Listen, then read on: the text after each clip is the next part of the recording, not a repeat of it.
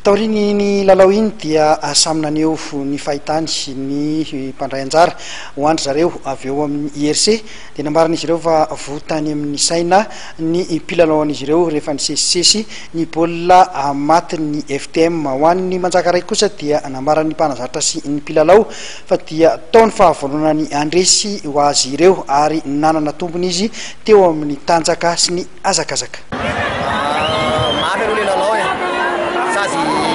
Grande équipe sady samba manjakaray koa moa tamle demi-finale l'autre zao dia ohatran'ny misy ny relance kely izy fa zany hoe tena mafy le match.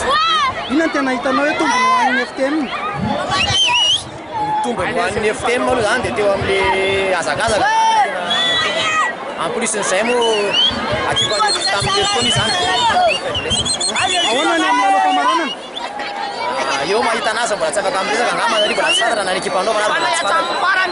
Tsy dia nisy efa ho anay izany le satria fa resinay izy tany amin'ny préliminaire dia nanana moral ambony be zay ary.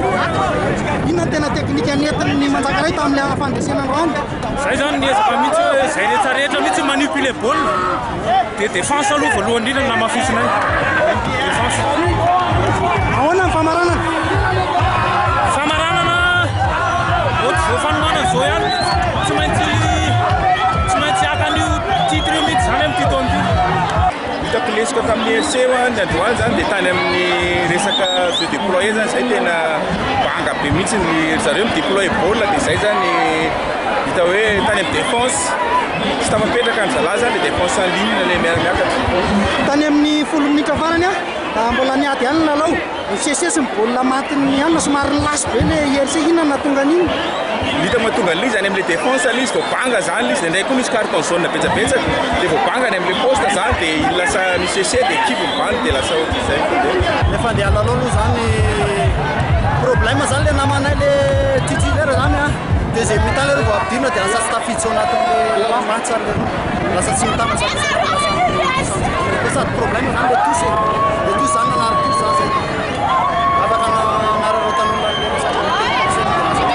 taty amin'ny 10 minitra farany somary ohatran'ny lasy be nareo fa ohatran'ny natanjaka be izy. Inona ny zavatra nisy?